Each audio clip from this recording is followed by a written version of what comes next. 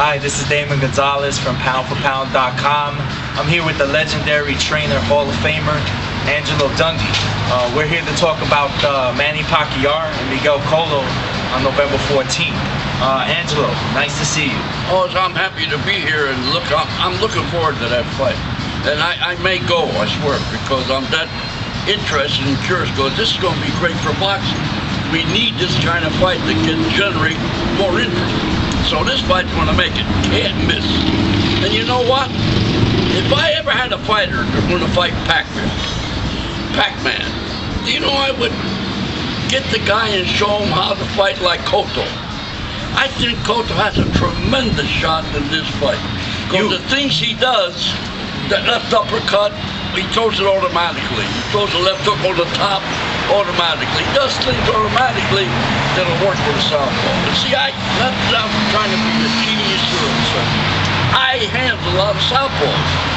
I had probably the best southpaw ever was Michael Nunn. Some people don't realize that. I trained Michael Nunn. And Michael Nunn fought a guy one night. You know, he got nailed with a left hook in close, James Tony. And no, and that's a punch Cotto has. So the things he does blends with Pac-Man. And Pac-Man's a great fighter, don't get me wrong. He's not just a southpaw, he's a great fighter. But in this profession, there's always a guy out there who can lick the other guy. I think Cotto might be the guy. You know, Pac-Man, you know, he has great range and angles and speed. He's got everything. This catch weight, do you think it'll be a concern for him? He's the best fighter pound for pound today. Do you think this catch weight will be a concern for him? I don't know about concern, but in this profession, there's always a guy who can lick the other guy. The great Ray Robinson had problems with a guy named Doug Radford. I seen Joe Louis have problems with guys with good right hands. You know, so it's a little kink in the armor of great fighters. Now I think Cotto will bring out the kink. How did it go in Cotto's camp the other day? You spent some time with Bob Arum. How'd that go? Well, it's a great. He's working out beautifully. His temperament is good. His rhythm is good. I think he's ready for a great fight. But Pac-Man's always ready for a great fight. Pac-Man, Bob said Pac-Man trains 4 hours straight. But you know, I know another guy trained like that. His name was Costa. And he got licked by a certain guy. So certain people are out there could beat the other guy. Is that a terrible profession to get into? It sure is. It sure is. So pretty much Manny Pacquiao and Miguel Cotto, I mean, they're pretty much in for a war with each other. Great fight. It's not a war. It's a great fight. It's a great blend in styles. See, with the southpaw, you can't box the southpaw. It's got to beat him with aggression and pressure. And Cotto spells that. Aggression and pressure. So to me, it's a tremendous fight. I think I'm going to go see the fight. I want to see the fight because up close you can really enjoy it. And I want to see all my friends naturally around ringside, and I'll have a great time.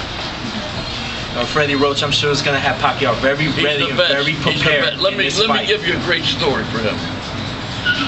Eddie Fudge was a teacher of Freddie Roach. So some kid came, when I was around in Fort Lauderdale, some guy came to my gym, a kid, looking pretty good. I said, "Where you from, son?"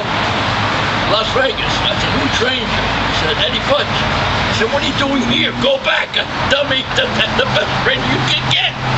So Eddie said, "Angelo, do me a favor." I called him up. "Look out for the kid, he's all right. I mean, I want to help him." So, don't you know I'd get him a fight in Las Vegas? Guess who the cornermen were? Angelo, Eddie Fudge, and Freddie Roach.